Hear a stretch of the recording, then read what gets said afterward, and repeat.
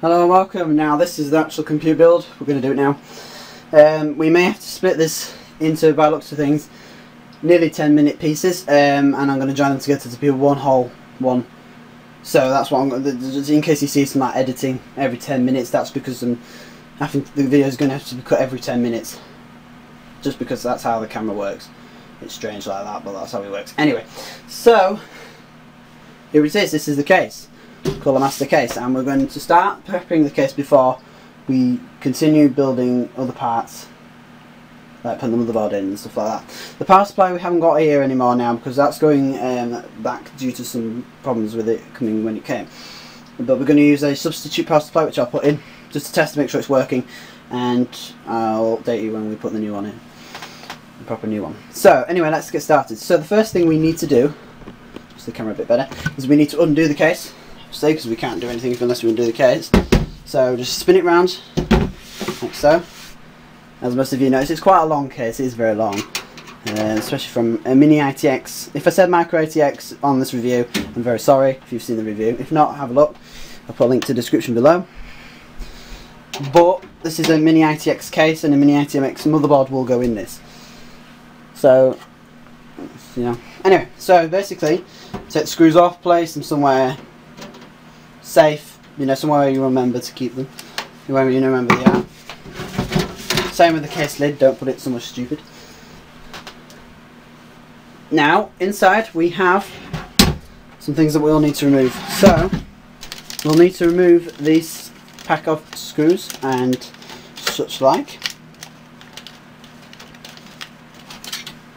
Move the you don't want any of these inside your system for screwing in or anything like that, because they are not very good, specifically if these shot out or if they eventually come apart. You know, the sheath will, you know, you'll ground out any part inside your computer, and that will be very unsafe. So make sure you undo any of these you see inside the computer. Undo all the wires. We can cable tie these when we're ready, which we will do in a bit. When we get round to it. So we're getting cubic codes included. It's a lot included for the price of 33 quid. This has got a lot in it for that price. So I'm quite pleased with this case, to be honest, especially with the price range, as I just said. So the first thing we're going to do is we're going to actually install a hard drive. I think that may be the easiest option. So what we're going to have to do is we're going to use the middle to top tray. So we're not going to use the top tray, we're going to use the middle one here. And we're basically going to remove these side bits off here like this. Pull them out like that, and we can just set that aside, and we'll put that in with the box like I said. So now we need to grab our hard drive, which is wherever you put it. Remind you. Basically, I'm just going to rip the static bag apart like that, which comes like that. Make sure you staticated yourself, destaticated yourself. Make sure you haven't got any thorns of plastic on you, because you don't want to kill the part. That part. If you're unsure, use an anti-static strap, but hard drives aren't really that static. As long as you don't touch the board there, you'll be fine. So, going by that, to remove it, you just feed up the packet slightly like this. Wait until you get a part of the kit a bit like this. Grab on the sides, make sure you're not touching the green board. Move it like this from the packaging, and place the packaging wherever you want to put it. In this case, the floor. And hold it like that. Make sure you're not touching the thing, the PCB boards. Now we need to put this kind of screw notch thing in line with these notches on there. So to do that, we're just going to slot it in like that. Same again, it can be quite tricky. It's better to do sat down, but unfortunately, as I can't do it really with this. So again, same again on this side. Feed one on this side here, and again on there. Push down slightly, and now we're going to put it inside the case, and like that into the case, like that, and you'll hear it just click straight into place. Now that's the hard drive installed. And the next step is to, well, if we want to, we can remove this, which I may do because it's not actually needed to be there. We might just keep them as spare. Next step is we need to undo more of these tie things that come included with it, because these are unsafe and we need to remove them before we start. So we don't want any short circuiting once we've got the system going. Now the next step, after we've got everything removed, all of them removed, we are going to install our optical drive, which shouldn't take too long. It should be quite easy to do.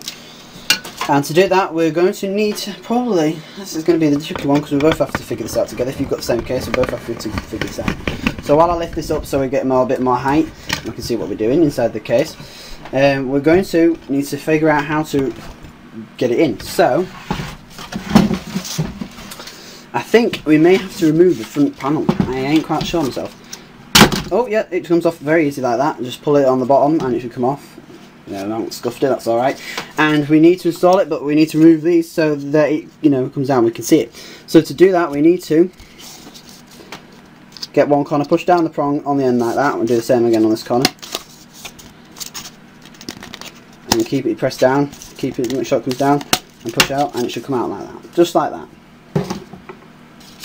Next, we can just plonk it back on. It doesn't have to be in any specific way. Alright, plonk it back on. Next, we'll need the DVD drive, which is we've chosen for this is the Samsung SATA drive, and we just need to slide it in like so, and it'll click when it gets ready. It might be on the lock position. If it's already on the lock position, put it onto the unlock, it'll go. Which, by the looks of things, I'm not quite sure what it's on, so we'll have to have a look. It is currently on the open, so it should be easy to fit in. If it not, just push back. If it isn't easy to get in, push back this bit like that. Just push it back like that with your finger, and you should just be able to slide it in. And then once it's in, you have to do it again on the other side. Squeeze it in tighter like that. Eventually got it in. It's a bit of a tight squeeze, but we got it in. So yeah, that's basically it. So it's flush on there. We may actually change the colour of the bezel because that doesn't really go. Do you think silver goes? After much messing about and hitting my fingers, I've actually managed to change the bezel of the CD drive. I wouldn't recommend it. It's an absolute pain. I don't know why they didn't make it easy, to be all honest with you, but they didn't.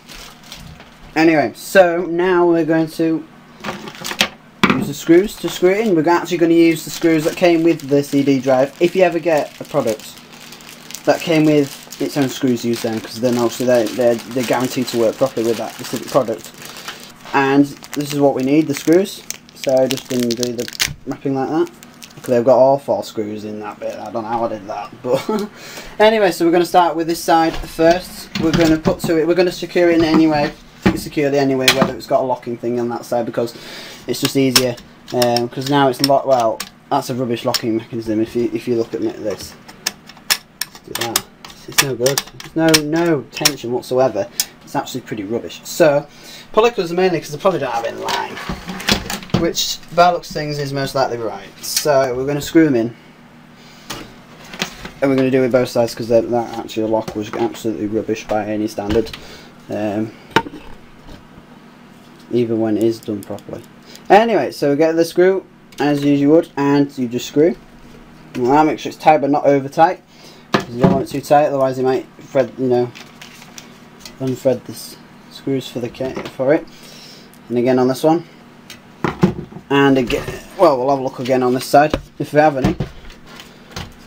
Well, we have some spares there. We have some slots for them, but I can't be bothered to fiddle with this and get rid of it, so I'm actually going to just leave it two off. It'll be fine, I would have thought, as long as you're not transporting it anyway. If you are, then I recommend you put all 4 in, but as we're not, as I'm not going to bother, it's only going to stay in this house anyway, so there's no point putting all 4 screws in. Now we have, I would have thought we've prepped the case. Now it's time to move on to the motherboard and processor and RAM, which we'll do now, I suppose.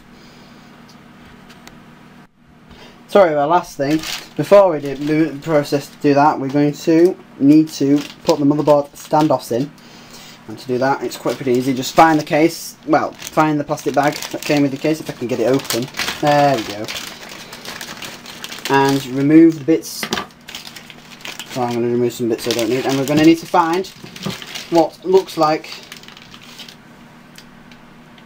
these.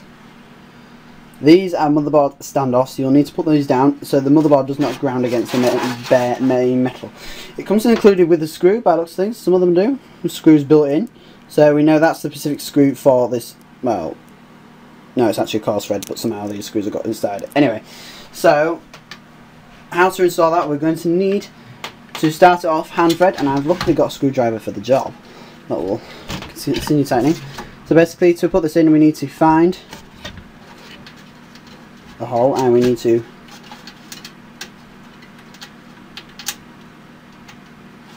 like that. We need to get it in place, and then basically start twisting until it's hand tightened, and then we're going to have to tighten it a slight bit more so we can finish off the tightening process. And know it's tight and is good enough for the job. I've even included a little adapter here to help tighten it. We'll use that. Basically what we're demonstrating, tight that in. And that until it's tight. Do the same again with the other one. Again, screw down until it's finished, like so. Move the little cap thing. Next one over here in the corner.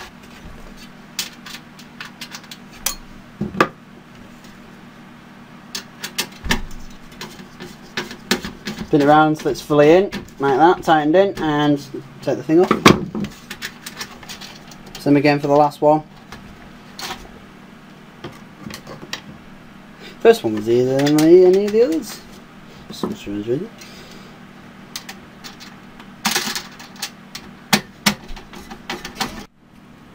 Now we're going to do the best bit of it all. Prepping the motherboard, putting the CPU on, and the RAM, which we'll show you how to do now. So to do this, we first need to get our CPU out of its box, so let's do that now.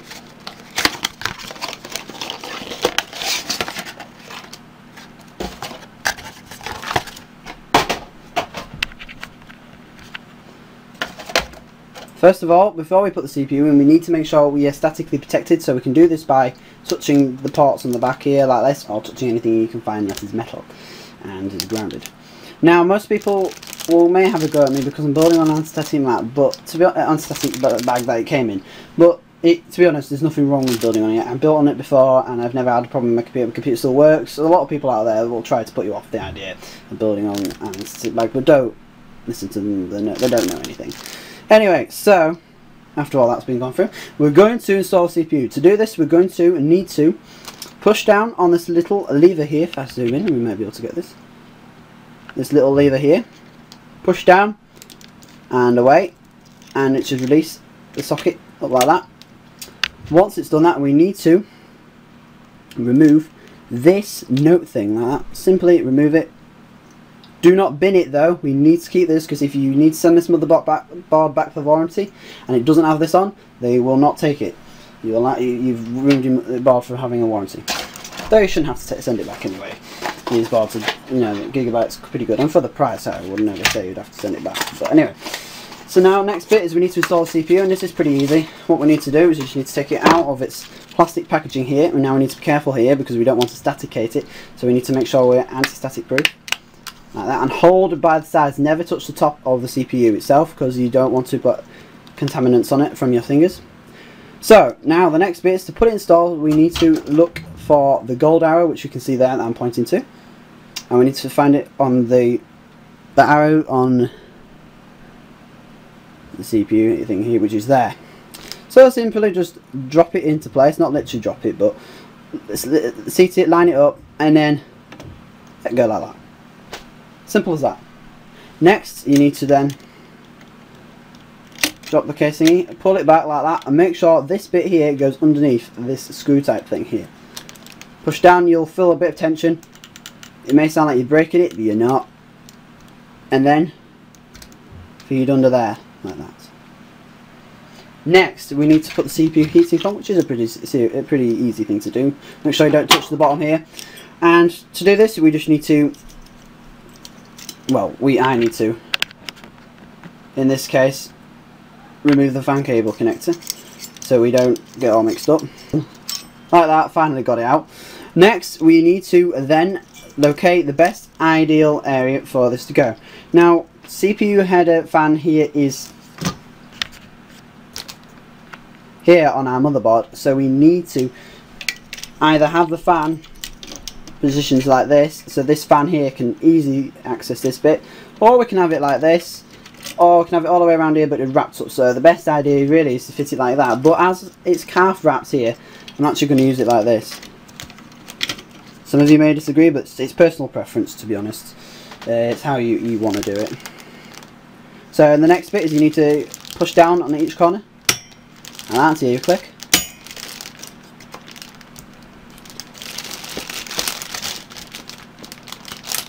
Like that. They may sound a little bit different between each one, but it doesn't. As long as it clicks, it's alright.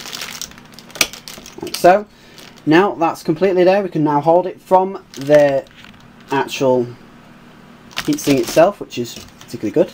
And we need to just plug the fan header connector into the fan header on the motherboard, like so. And I will cable tie that up in a minute. Next, we need to install our RAM. To do this, we need to push down on both slots, like that. And we need to open our RAM, which we've got 8 gigs of DDR3 RAM here. Which, if you live in the UK, you might have noticed the price of it's gone up quite a lot.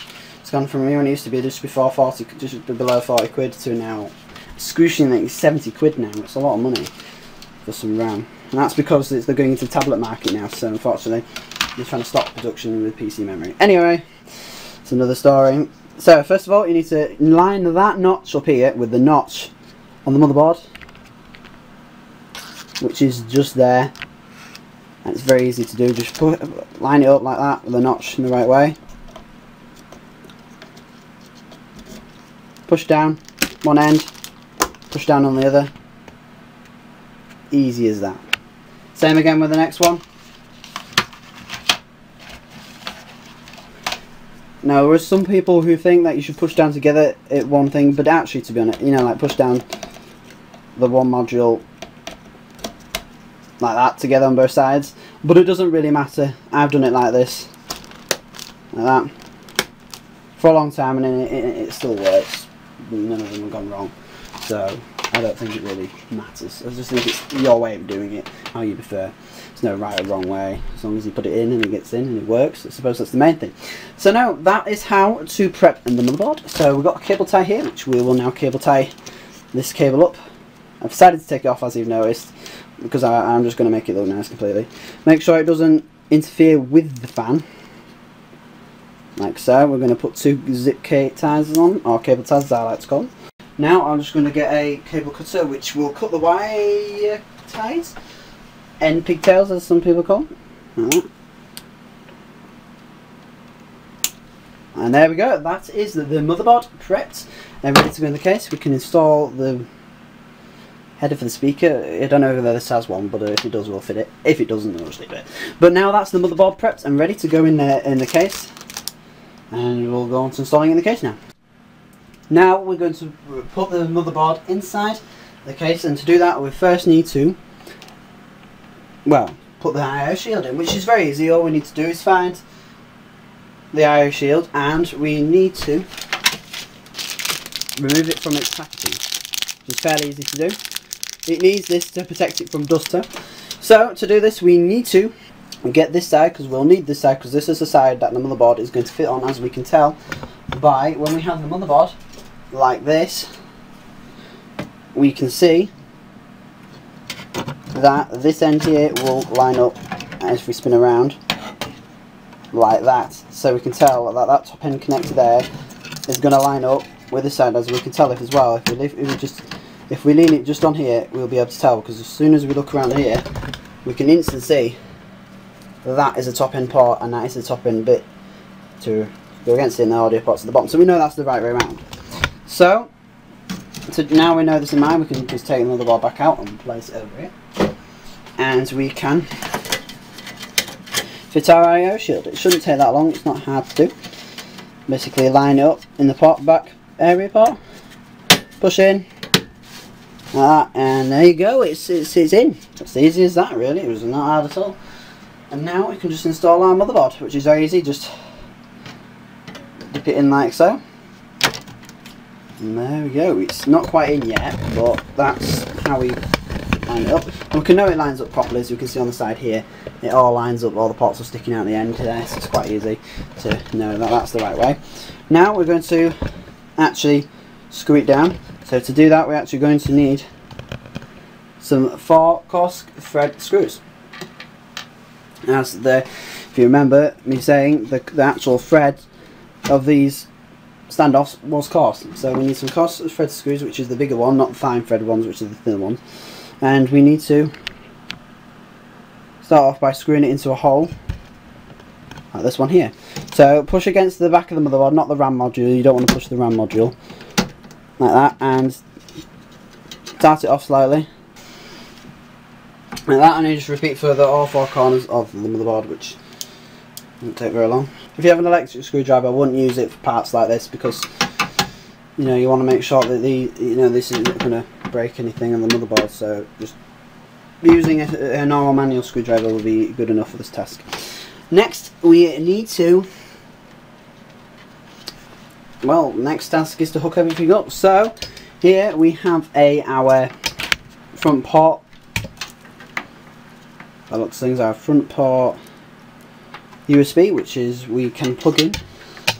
Over here we're going to have to run this. To be honest, to make it easier for it, we'll actually have to run it. We'll run it like this anyway, but basically we'll run it in here, and to plug it in we just need to find the port, which is there on the motherboard. You need to line that little hole, maybe more that little blackout like that in the corner there, with the blackout on the motherboard, which in this case is like that.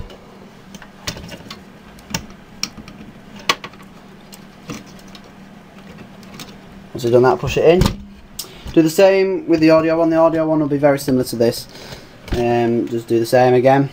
Apart from that, the audio one is slightly different because you have 2 connectors which you can use. You can use the AC97, which no one uses anymore, so I don't see why they include it anymore, or the HD audio. Now the HD audio has a pin missing there instead of at the end, so we just need to find the port that looks like that, which in this case is down here, and we can just simply plug it in next to our CPU header, fan header, like that. And there we go. That is how we install the front port audio and USB. Now we're going to turn it around and we're going to install the rest. So on this side we have more of the actual cables. There's quite a lot. So on the side we need, now I'm going to install the actual, let's install the USB 3 port header. This is the USB 3 header here, yes, itself. It's 19 pin, and we can just plug that simply onto the motherboard, simply in this slot here. It's this 19 pin here as well. Now how do we know which way we're putting it in? Well, on here we've got a little notch, you might be able to just see, and that plugs onto the notch in the corner down there. You can't really see because I can't exactly get it down there, the camera, but basically you plug it in like that, and that's how, again, it's very simple to do. Next we need to then hook up our front port umbilical cables, which most people get frightened about, but to be honest it's not actually that bad. There's quite a few of them, but basically you have plenty of cables you have to install. You've got power switch, HD LED, and power LED. And also you have your front fan connector, which we'll do that in a minute. So for the front power lights and stuff, to do that we need to find the one down here. But to install it, we're going to use the power switch first, which the power switch. So now, as we can see it better, I now know which cables plug in where. The power switch plugs into the top one here, which is red. Sorry about the lighting in here, it's pretty bad. But basically, this plugs in. It doesn't matter which way you plug a switch in, it doesn't really matter at all, because they've not got no negative or positive polarity like LEDs. So just simply plug it in. Same again with the other connectors. On here they're split into 2 because some of the boards have a middle bit in the middle. So you get this bit so you can split between the two if you got a normal together one or you got one missing, you know, like that. So we need to know, can you get the right polarity? This is the positive one. I don't know whether you can pick this up. That's the negative one. And basically you'll see a little cross or positive plus on the actual motherboard header. But as I can see it from here, I'll just plug it in as I can see it. I'm very sorry as you can't see this. It's the hardest. It's not. It's the easiest part to do on the computer, but it's quite hard to get a camera down here because of the sort amount of space we've got here. I might have to just unplug the USB one for this, just to help get it in. Same again for the positive one, like that. So you can set it in. Replug the USB front in.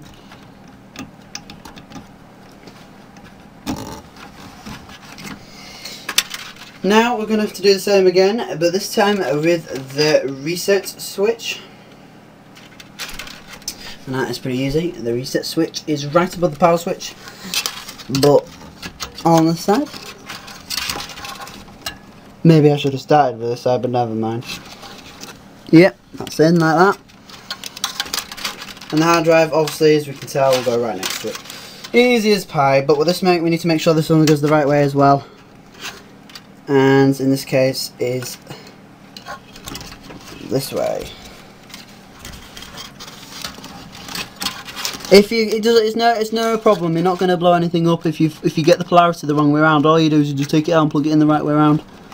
Basically, it's quite tricky. This, to be honest with you, it really is tricky. Maybe I should have started this, done something first before I did this. Maybe remove the fan. Let's do that now. Well, I could try still removing it, but there's no point just to plug one in. Once you've done that, get them all in. You've got them all in. Plenty of cable here, spare. Look at it, plenty. We don't need all that. That's quite a lot on Colourmaster's behalf. Well, at least they're supplying us with a good ample amount of cable, but we don't really need that. Next, we're going to hook up our SATA cables, SATA cables, which we need for data and our optical drive, which we can easily do. We'll need both of these, and one has got a right angle connector, as you can see here. One is straight, and the reason that is because it's just basically easy installation. And for that one, we're going to use for the hard drive, we're going to use the right angled one because there's less space there, and for the CD drive, we're just going to use the normal one. So to do this, we just basically find the SATA connector, make sure this L-shaped notch there is lined up with the L-shape on the bottom of the hard drive. Plug it in like that. Plug the other end in to the SATA 6 gigabits per second port. Best to put it into number 1, as that's what I like to do, but to be honest, I don't know which is number 1. But I'm just going to plug it into any one that is white. It doesn't really matter, to be honest. Like so, that's in number 1 or number 2, either one, doesn't really matter. Same again, but the CD one doesn't have to go into number 6 because that's only 1.5 gigabits a second, as we saw on the box. So to be honest, it could just go in. It can go in the other one, other colour, which is black. Like so. Now, as it completely looks a mess now, there's wires everywhere, and which we're going to do.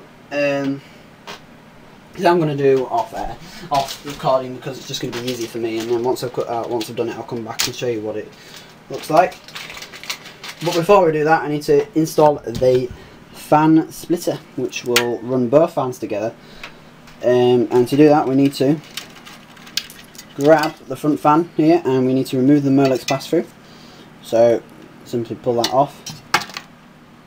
Connect one end like that onto it. They're doing this because we only have one fan header, unfortunately. We don't have two, so we can only bring one fan, unfortunately. But I wanted two, so I'm going to use both.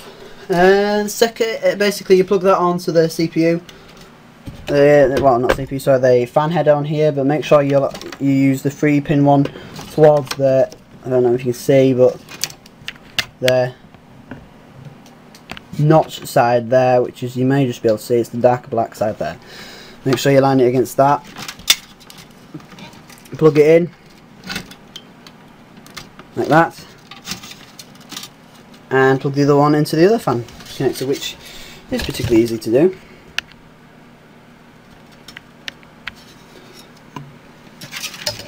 So the second one, you just pull off the connector again, like so, and plug it in. And there we go, that is all the wiring we need to do. I'm going to now cable tie it all together, and then I'll come back when we're done. So while I was off, I was just doing a bit of cable tying, but I decided to stop because what I'm going to do is I'm going to power on the computer. So I plugged in a power testing supply and a monitor cable into the DVI port and some USB cables and the mouse and keyboard. So let's power it on. Turn on the switch on the back. Sounds alright so far, nothing going on bad, nothing went wrong then. Now we're going to turn it off in the front. Power switch.